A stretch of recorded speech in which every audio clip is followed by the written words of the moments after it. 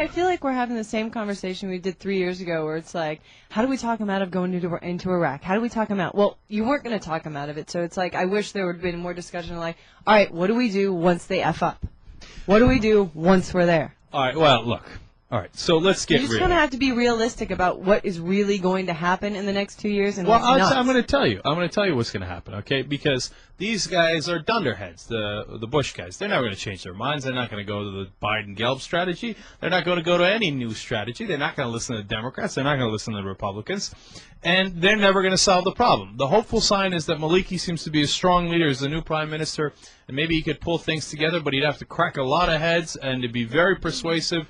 And it still wouldn't work because Muqtada Sadr is not going to go along with a non-theocratic regime down in the south. The Shiites and the Sunnis are not going to get along. Look, I could be wrong, and if I am wrong, I'll come out here and say, oh, I can't believe it. They pulled it together. God bless them. And, I was too pessimistic, and I'm sorry. But I'm not going to be wrong. I'm going to be exactly right. And what's going to happen is this was a golden opportunity for Bush and the Republicans to say, see, we're not cutting and running. We killed Zarqawi. We got regime change. We got democracy. We're going to begin the withdrawal process. And maybe that's what they're doing with George Casey today, not by saying it, but in actually doing it to some degree. That's what they already did. I mean, they smeared Murtha the day that Zarqawi was dead. They're like, if we had followed Murtha's brilliant idea, we would never gotten Zarqawi. Well, as John Murtha pointed out, just to counteract that point, as he did on Meet the Press, intelligence about where Zarqawi was came from Iraqis, and those planes were not in Iraq when they took off. So obviously we could have done it even if we had redeployed. In fact, we definitely would have done it if we had redeployed. So bottom line is this. These guys, they're not going to do any new strategy. And in the next 2 years, since they blew this golden opportunity at this point, start to phase out of Iraq. And I think a year makes sense, and that's why I like the Kerry Feingold idea. Because if you're going to be able to pull this thing together, you're going to do it in the next year.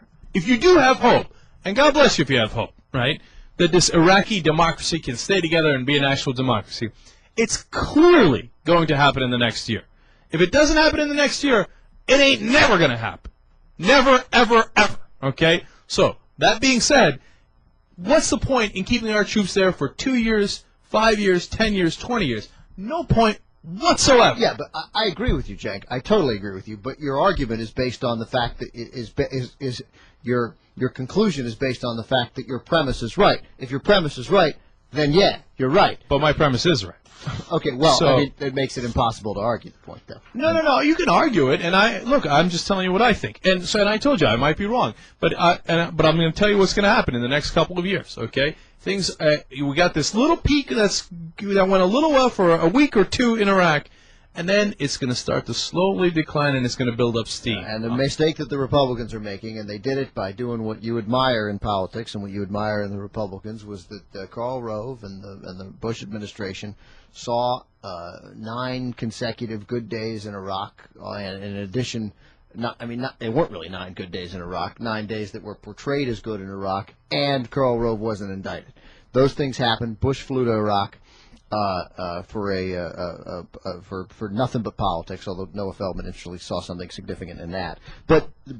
And they decided, be strong, and their strength was not, we won, let's get out, as what you're suggesting. Their strength was the opposite. It was, hey, let's stay the course more. Let's recommit America to Iraq, and that's what they're doing, and I hope that will hurt them politically. Well, it will, because things aren't going to get better. Anyway, so it's easy to be strong with other people's kids. You let them die for you. You're a very, very strong guy, I know. So in the next 2 years, things will devolve. They'll get out of control. We will leave proverbially in helicopters. We will run screaming from Baghdad. And I guarantee it. I absolutely, positively guarantee it.